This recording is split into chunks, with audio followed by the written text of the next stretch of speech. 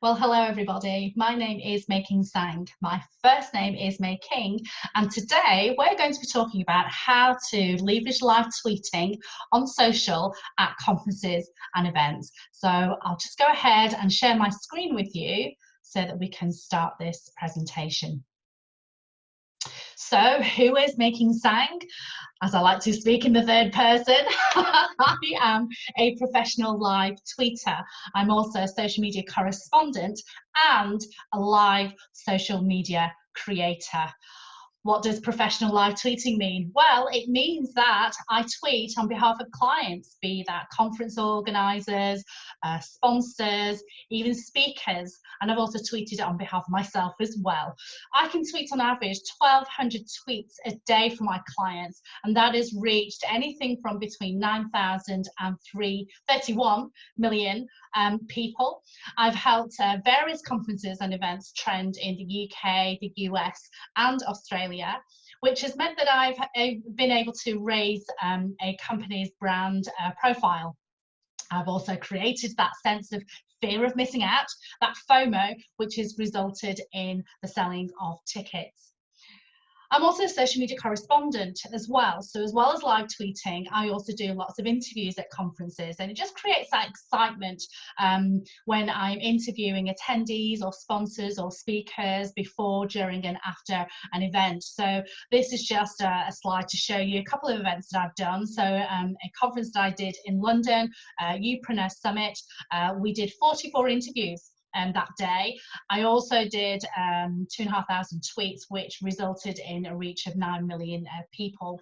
At another event that I did, we did 21 interviews on that day, and I repurposed those videos onto Facebook and onto Twitter, which resulted in various likes and various reaches on different social media platforms. As well as being a social media correspondent, I'm also a live social media creator, which means that I create social media posts on the fly, be it on Twitter, on LinkedIn, on Facebook, and on Instagram as well. So over on the left here, we've got Atomicon, which is a conference that was held in Newcastle, held on the same day as International Women's Day. And with my tweeting and Facebooking and Instagramming, or from my smartphone, we created a lot of FOMO. We had a reach of 28 million people that day. And more importantly for Andrew and Pete, the creators of Atomicon, they were able to sell 425 tickets in a week for the next conference, which is on in 2020. Here in the middle, I actually did some FOMOing for a lady, fabulous lady called Janet Murray. She had a conference in London, Build Your Audience Live. We tweeted, I tweeted on her behalf, as well as tweeted on my own account, and together, with the attendees of the conference as well, I think there were about 130 people there, we reached 31 million people. 21 million of that was from my own account and Janet Murray's account. I also created Facebook Lives and Instagram Stories on behalf of Janet, and as a result, 55% of tickets were sold within a week for her conference later on in that year. I also did another conference up in Manchester this time, especially for podcasters, and I actually created pre-FOMO on a 3-month strategy, which resulted in the selling out that particular conference, and it was the first conference of its kind that was held outside of London.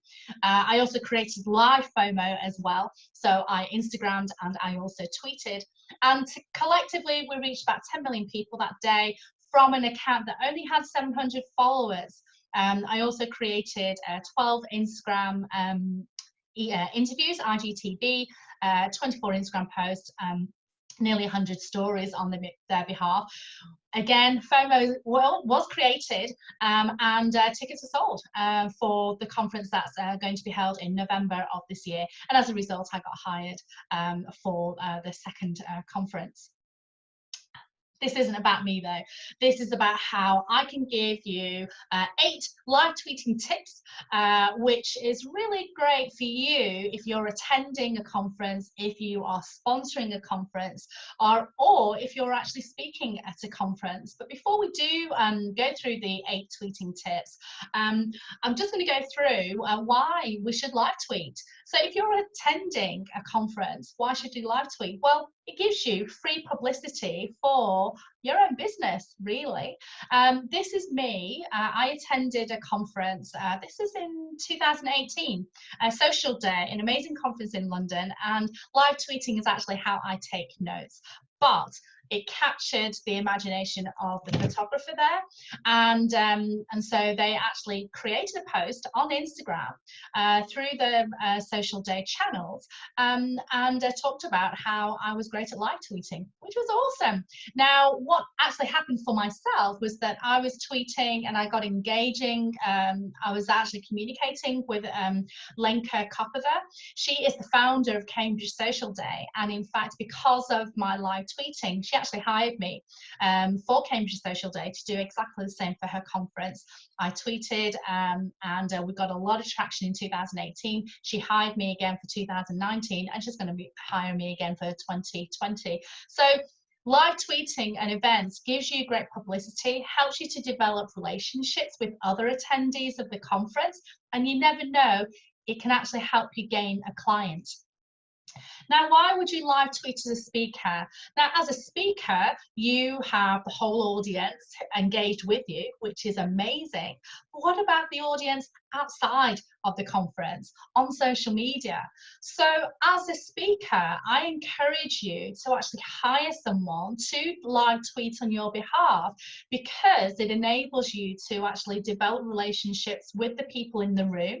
It develops relationships with people who have been engaging with the hashtag of that particular conference. And again, it could potentially gain work for you. So this is an example of me tweeting. This is in 2019, actually. Again, it just happened to be the London Conference Social Day. I tweeted some incredible stuff that Helen Reynolds was delivering as part of her presentation. And after the event, she started engaging with me. She saw what I did and she thought that I was incredible at live tweeting, and she actually recommended me for a particular conference to live tweet on their behalf. So this is their Comms Hero, of which she was the host, and then this is me doing some interviews as a result of that. So when you engage with a speaker, you never know if you can develop a relationship with them, or maybe as a speaker yourself, when you are engaging with the audience, you never know, it may give you further speaking opportunities if you hire someone to speak, to tweet on your behalf during the event. But you should certainly, if you don't have if you're not able to have anyone tweet on your behalf during your session, in the very least, you should definitely engage with people after your session, talk to people at the conference, but also talk to people who weren't able to attend the conference, but were still nevertheless engaging with that particular hashtag. What about if you're a sponsor? You can definitely gain some huge traction as a sponsor. Now, when you're sponsoring an event, of course, people might come to your stand, but again, people might be too afraid to go to your stand, but they're actually at the conference. So live tweeting is a perfect way of actually getting into the minds and hearts and minds of people who attended the conference, or even people who are following the hashtag and are not able to attend that particular conference. This is me interviewing Jason from a quick video. This is actually in San Diego in 2019, actually, and we developed a relationship over time. It turns out the quick video, we're going to do a quick whistle stop UK tour, and one of the conferences that I recommended he goes to is Cambridge Social Day, and so they actually hired me to tweet on their behalf.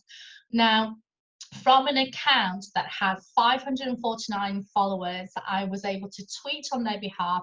We tweeted about 263 times that day. I was also tweeting on behalf of Cambridge Social Day, as well as Quick Video, the sponsor, as well as tweeting on my own account as well. But tweeting on behalf of Quick Video, who were a sponsor of the event, it led to a 3,500% increase in engagement on that Twitter account. And more importantly for them, they had one call to action, which was to try and get people to sign up to their beta test for their mobile app, which is incredible. And 15% of the attendees of that conference actually signed up, and that was a direct result of me tweeting on their behalf.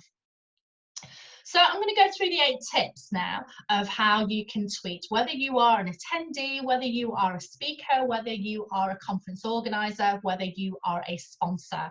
And the first tip I would actually do is to tweet about your journey, where you're going, and definitely tag the conference organizer. The conference organizer is definitely going to love your tweet if you tag them, but you're associating your own brand with their brand.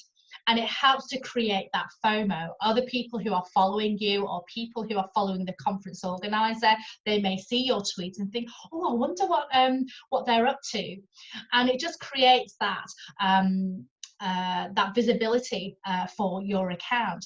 So definitely talk about your journey. You know, if you're going by train, if you're driving by car, if you're walking, depending on where you're going, definitely talk about that. Now, I never tire of going down to London, and when I arrive in London St Pancras, this is one of my favourite sculptures, and I talk about that, and people love that. I tag the train station as well to try and spread awareness about me and where I'm going to.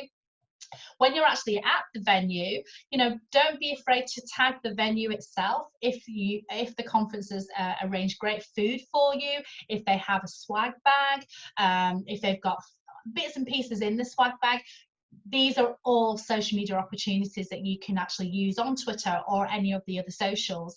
And definitely tag people that you know who are going, or ask the question, who else is going to that particular conference?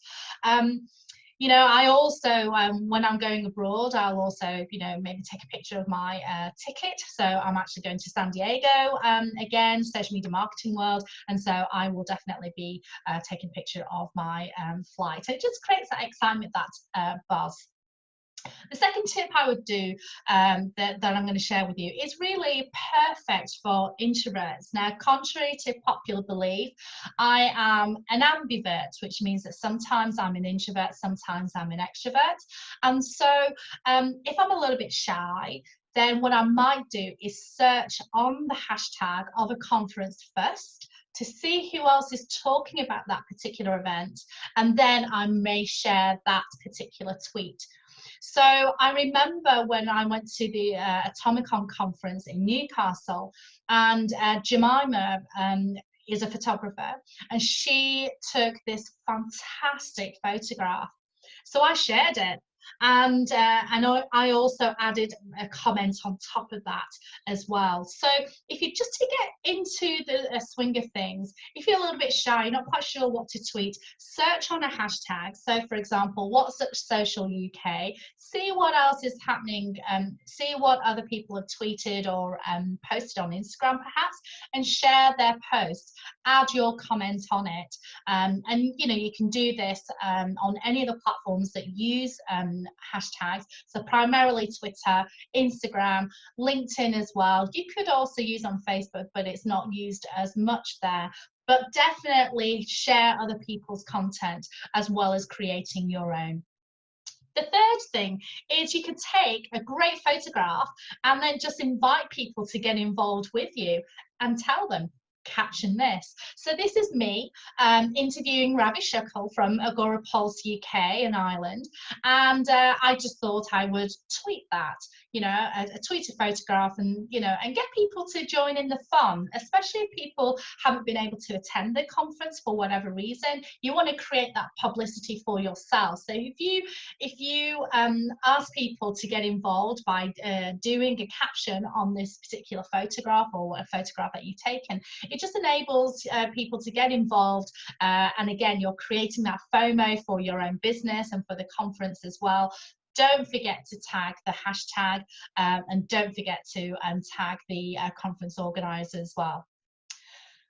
Next tip is beautifully introduced by my friend Stone and Press. So Tim is the king of selfies, and it's a great way for you to start building relationships with people who are attending a conference. You know, when you're attending a conference, you're learning from the speakers, but you're also, you know, having great conversations with people who are actually in the audience, and selfies are a great way of doing that.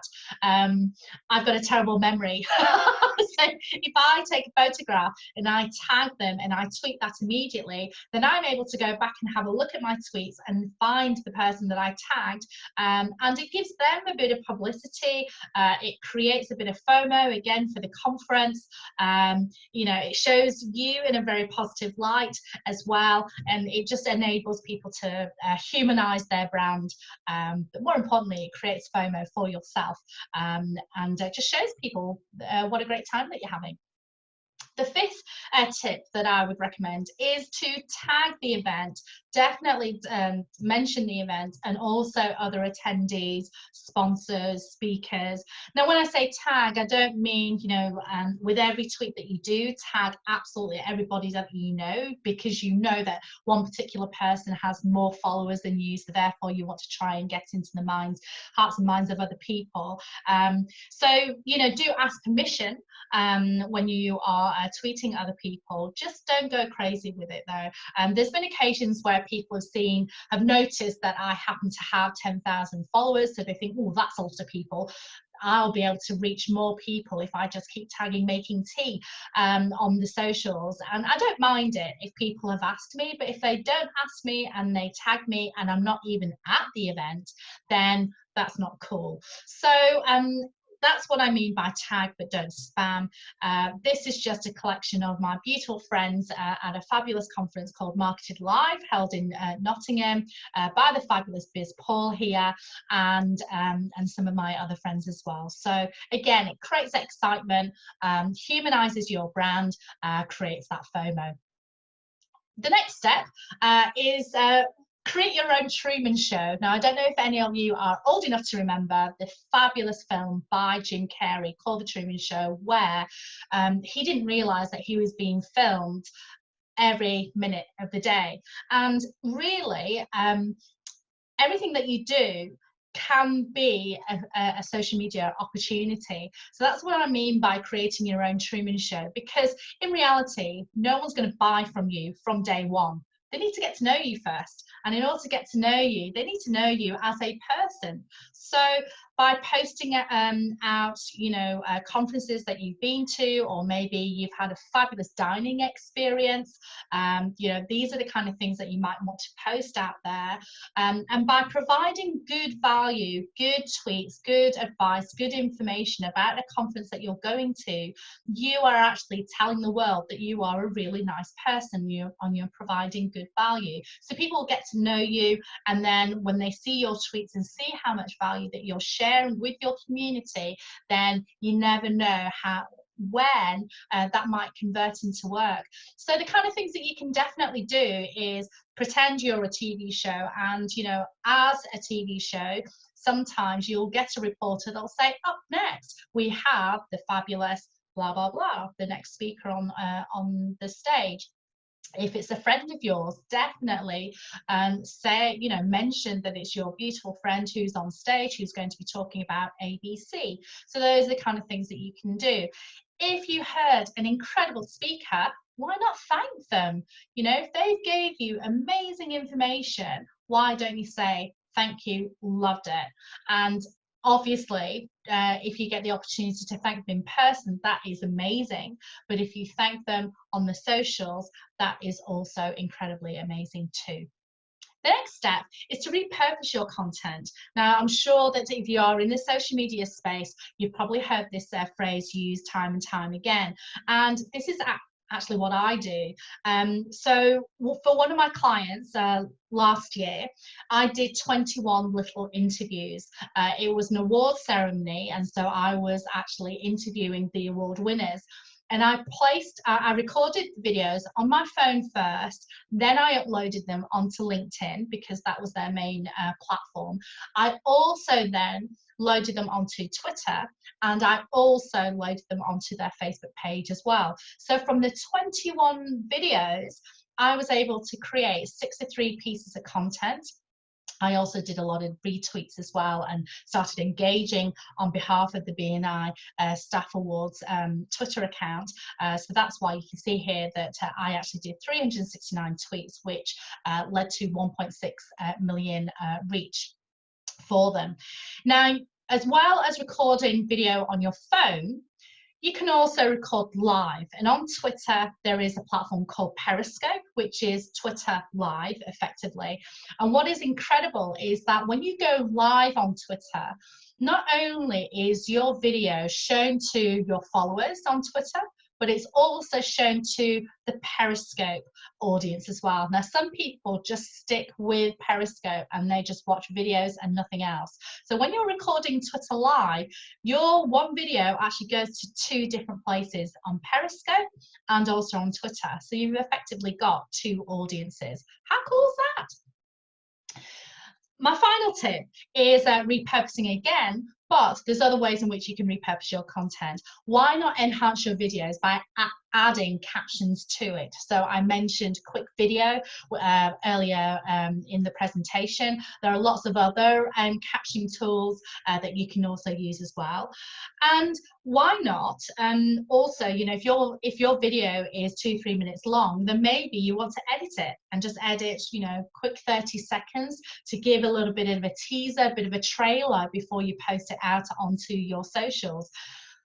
I obviously make a lot of mistakes. I'm not perfect all the time. So creating blooper reels, again, just humanizes your brand, putting a collection together of you making mistakes, blundering over your words and so on is always a little bit of fun. And you can also use your videos possibly to get involved in a hashtag called Throwback Thursday, which is very popular on Twitter and also on the Instagram as well. And on IGTV, Instagram TV, you can also create a series of videos. So maybe you created several videos and you want to put them into into a series so that you can watch episode 1, episode 2, and so on. So you know that's something you can do. For me, for example, I've created a series called Shining the Spotlight. So when I go on Twitter live, I always use the hashtag Shining the Spotlight so that when people search on that particular hashtag, hopefully they'll see some of the past videos that I have done. So definitely creating a series can really help as well. Now, when you create FOMO for your own business, when you live tweet, when you repurpose, when you share, when you engaged on Twitter and the other platforms as well on the same hashtag, some magic happens. I mean, creating FOMO for your own business by getting involved on Twitter or the other social platforms, it enables you to make friends. You know, I'm a big believer in making friends, making connections, making clients, and you can also make a difference as well. So, you know, I've talked of a few examples in which I've been able to make friends. I've also gained some clients as well. And I've also inspired people to get their own microphone and do their own interviews, which is awesome. So getting involved at a conference and sharing that information, talking to other people is really how you can create more publicity and create FOMO for your own business. So what I'd like you to do is, after this presentation, why not search on the hashtag What's Up Social UK? Maybe get your phone out, take a cheeky selfie and just say, just listening to Making Tea on What's Up Social UK. And whenever you're creating a selfie, always smile. But don't forget to tag Agorapulse UK and Ireland. Don't forget to use the hashtag as well. and just have some fun with it. And I hope you enjoyed this broadcast. If you've got any questions at all on how to create more publicity for yourself at live events, I'm on all the socials as MayKing T. I'm on LinkedIn as MayKing Tsang. I hope you enjoyed this broadcast, and thank you so much for listening.